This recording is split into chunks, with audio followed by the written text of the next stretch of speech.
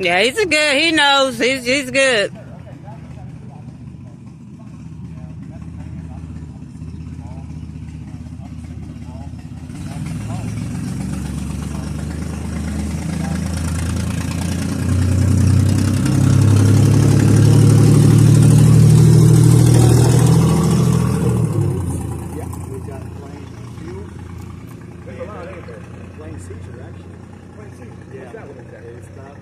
Actually see something, you know, what we call plain view and plain field. Yes. So something that's in plain view is a visual assessment of an area while standing in a lawful position. But we also have a plain field, which means that if we're searching incident to arrest, or if we're in a place where we're legally are supposed to be, and we feel something and it's immediately apparent, we can seize it, and it'd be a question of law whether or not it's constitutional or unconstitutional. It just goes before the judge. Okay. But yeah, that's pretty good. I like it. Yeah. Yes, sir. Yeah. Appreciate you, man. Hey, we need more officers like you. Yeah, seriously. I'm gonna put you on YouTube. I'm gonna tell Yeah. Big thumbs up, man. Yeah, my name is Philip Wood. Philip Wood. Okay. All right. It's Philip Wood, y'all. Yes, A sir. good Yes, guy. sir. Yeah, and I just, you know, it's nothing personal. I'm just trying to get stuff served through the courts, you know, and everything like that. And what we do is we give everyone notice, because that's part of due process. Yeah. And it's part of our due diligence, that we get everyone notice, and they can come to the court if they can. Or they can come to court or they won't come to court. You know, we just make sure that we get them served so they can come for whatever reasons. Why do Yeah. most police officers lie to us though? Why they tell us that we gotta do this or do that? Well, it's been members in Supreme Court that they now can't lie to us now. Why do they All right, Evan. Because the Supreme Court already ruled not once but twice that police officers are able to lie to us. But we lie to y'all, we go to jail. Yeah. Why is y'all better than us? You know, I really can't answer for that, or answer why an officer would do that. I can only answer for what I do. Yeah. And one of the things That makes sense. do is, generally speaking, and specifically, that is, for me, I'll tell everyone exactly why I'm here and what I'm doing, and because what I want to do is I want to make people, and ensure people that They're still good officers. that they're safe, I'm safe, and one of those is being transparent. Okay. And Oh, yeah. let them know what you can and what you can't do. Yeah. Yep. That's the thing is because it's all about you know, police legitimacy is the public trust, and we need to communicate. Yep. Well, the light horse, I love y'all. Yeah, light horse is different than. It's so crooked. That's what I'm saying. Yeah, they are If different. you don't do this, you're going to jail. Put my hands behind my back. Let's go. How come they never take it? Well, I'll tell you, I can't. Because y'all's speak in for them. cahoots with City of Ada. You know what I mean? Y'all didn't used to be, but now y'all are. Well, in the tribal resolution, the city of Ada, the sworn officers who patrol the city of Ada, that they can, you know, go in and answer calls, you know, not only to the non-Indian community, but if they're Native American, they can make arrests on the tribal resolution and do out of custody affidavits. Okay. But as far as how they interview and they interact, interpersonal skills with citizens, I can't speak for that. Well, you as light horse, I got one question. If I were to come and grab your phone off you, throw it down and stomp on it, is that destruction of property, of someone's property? No matter who does it, police or who does it. If you just grab someone's phone, throw it on the ground, out their hand, throw it on the ground and stomp on it, is that destruction of property? Yeah, and that's the thing is Good, that, because this is Sergeant Meeks. I told you, bitch. Yeah. We're coming. Well, I'm saying, yeah. The thing is that when, you know, when we have things like that happen, anytime someone is, you know, Their ego gets to them. They Well, want to break your shit. anytime someone has And- contact with somebody, you know, That's whatever assault. means, and they're, you know, and it's something that may or may not be chargeable. That's something that's a question of law that the courts usually answer. As an officer, you know, we write affidavits. We write affidavits for warrantless arrest and for out of custody warrants. You know, we write affidavits, you know, for a crime that's committed in our presence, and we also write affidavits for someone, you know, for an out of custody warrant.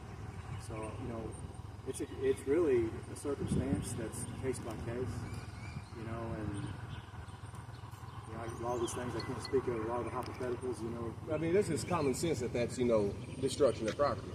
But now, If I bust his back windshield out, what is that?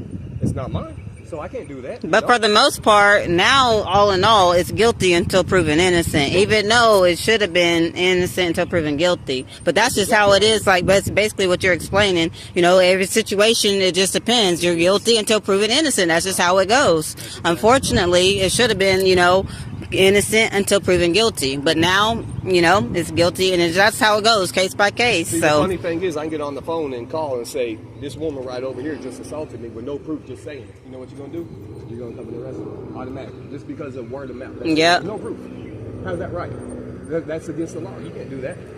Just because I say it, you know, if that's the case, everybody I don't like, I could walk up and be like, hey, they did something to me, or just make something up, and guess what happens? They go to jail. Just because I said it, you know? How's that right? eventually there has to be balance somewhere. And it will be, you know, as we prolong. Yeah, and that's one thing about our court system is that when we have warrantless arrest or when we have someone that a complaint has been drafted or a complaint. Where the state picks it up? Well, just a complaint when someone's, when there's these charges that are brought against them, you know, they have an opportunity to come to court and ask the judge for counsel or, and enter what we call initial appearance, and then during the initial appearance they will plead not guilty, they can ask for counsel, court-appointed counsel, or they can have their attorney, and they can reset a date, and they come for an arraignment, and then make a determination whether or not they're guilty, whether or not they, you know, they're guilty or not, or what, you know, but so the judge has to decide if this person that made the accusations is telling the truth versus not telling the truth. Yeah, and that's the thing is generally when someone comes before our tribal court, they I've been in there several times. Yeah, I know. they ask, you know, and a lot of them will say, well, you know, we're not going to take your plea until you understand what you're playing to. If you commit a crime, then I'm going to say not guilty, and then you're going to get an attorney, and then we're going to reschedule you for a hearing. Yeah, but we never let for trial. We'll never let anyone come to the court without an attorney. Generally, they're going to have an attorney, or you know, especially if they don't understand what's been the charge being brought up against them, we'll automatically sign them. But generally, you know, when people come to court, they need to have a court-appointed application completed. Because, you know, if you're charged with a crime like that, it's really good to have counsel, especially if you know it's a crime. Yeah, that's one thing that we've always done. And that's transparency. Yep. See, that's cool though, but see, me and her, we've gone up there and we didn't need an attorney. We went up there and told them exactly what it was, and that was it. We defend ourselves. I mean, as long as you know a little bit of law. The funny thing is, to become a police officer, it takes longer to become a barber to cut hair than it does to be a police officer that's supposed to know all these laws and know us. Y'all's job is not to protect us no more. It's written. It used to be, not anymore. Y'all don't. I mean, on some, you'll be, you know, not everybody, but for the, you know, the gist of it, it's just not, unfortunately. But why would y'all, you know? It don't even say it on the cars anymore. That's the crazy thing about it. Straight up, all y'all people that we pay with our paychecks, it's y'all versus us. Why? When we pay y'all, why?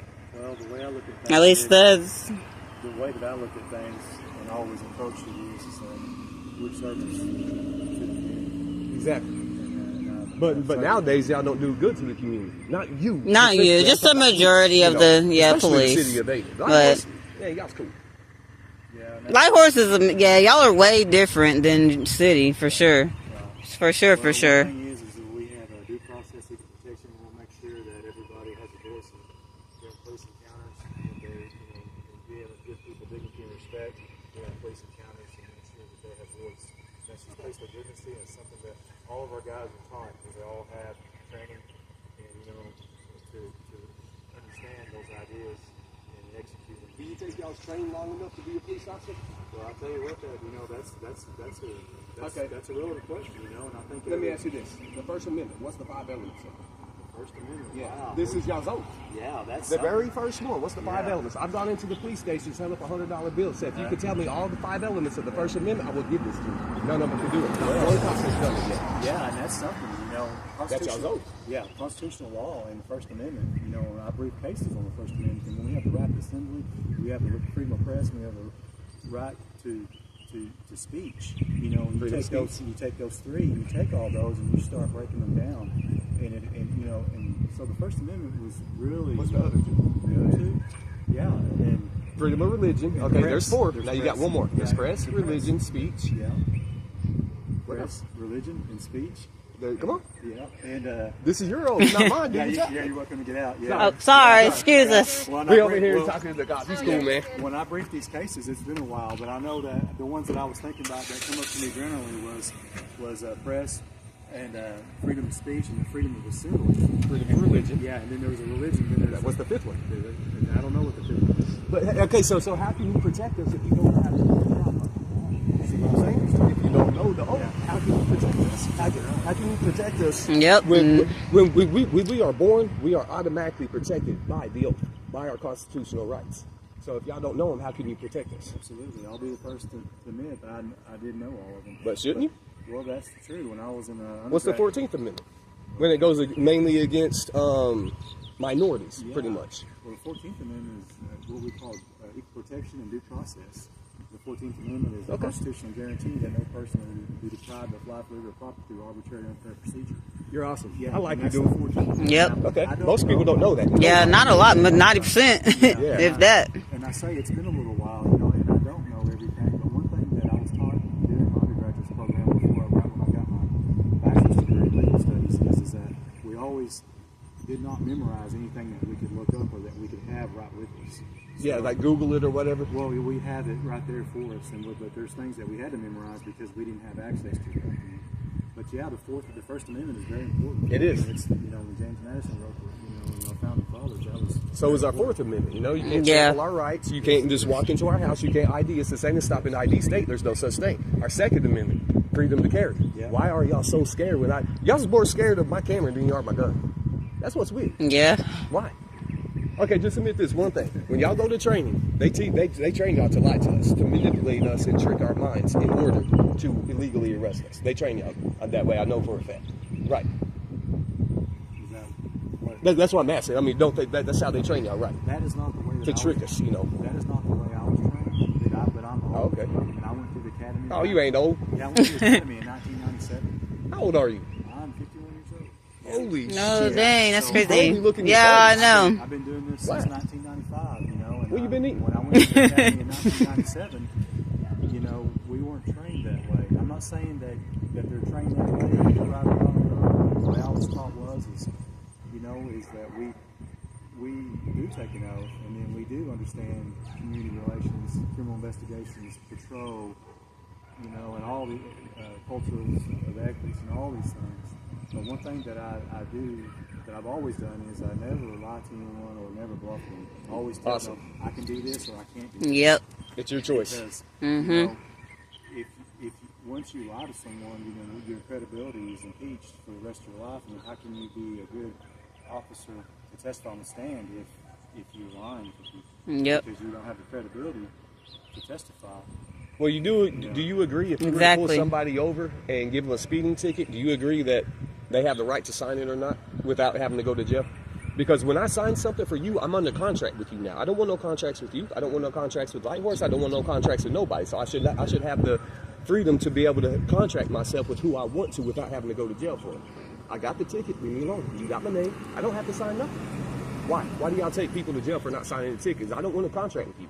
Yeah, and one of the things is under that particular statute you're talking about is that when a misdemeanor is committed in the presence of an officer, like say if they're speeding beyond the posted maximum, they issue them a citation, and so they have them sign it so they can be OR'd and then either pay their bond or plead not guilty and go to court on whatever the court date is. But why do you have to sign it? If you don't sign it, why do you go to jail? Well, the thing is, I don't want to be under contract. That's my right, you know. Yeah. But you're taking my rights from me. I have the right to be under contract with who I want to be under contract with. I don't want to be under contract with you, so I don't have to sign that ticket. Now you're taking my rights away, forcing me to do something I don't want to do under my own will by taking me to jail.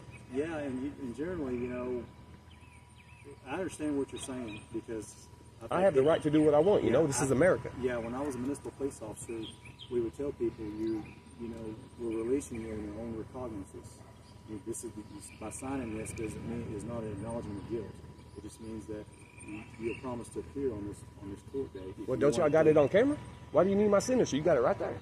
You don't need my signature. I don't want no contracts with y'all. I will not sign nothing. Y'all will hold me in jail for 10 years. I don't care. I will not sign it. I will not sign my freedom over to y'all. You know what I mean? I don't have to. But y'all want to take me to jail because I don't want to sign a piece of paper. You got it all right there. I understood everything. Y'all got it all right there. You know? So what's the problem? Yeah, that's the thing. It's because y'all want us under contract. That way you can control us. But see, over here, we are no puppets. We don't go by y'all's government law. We're spiritual, baby. And, you know, his our ancestors, I'm sorry. You know, what's his name? Northcutt. He come over here with this bullshit. A month later, you see where he's at now? He's all fucked up. He had a slip and fall. You don't come over here messing with us. That's what we try to tell you. Do right. That's all you got to do is do right. It's that easy. When you come over here accusing, wanting to pull your gun and everything, I got it all on my YouTube channel. It's right there. Billy Badass, you know.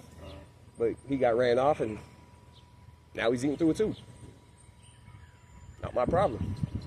Do right. The universe will work its way out. Karma will pay you a visit. You do right and karma will do you right. So there's good karma and bad karma. Yep. Yeah. You get what you put out. Yep. Reap what you sow. It's very real. But okay. But you're cool, officer, man. Appreciate you, man. Have a good day.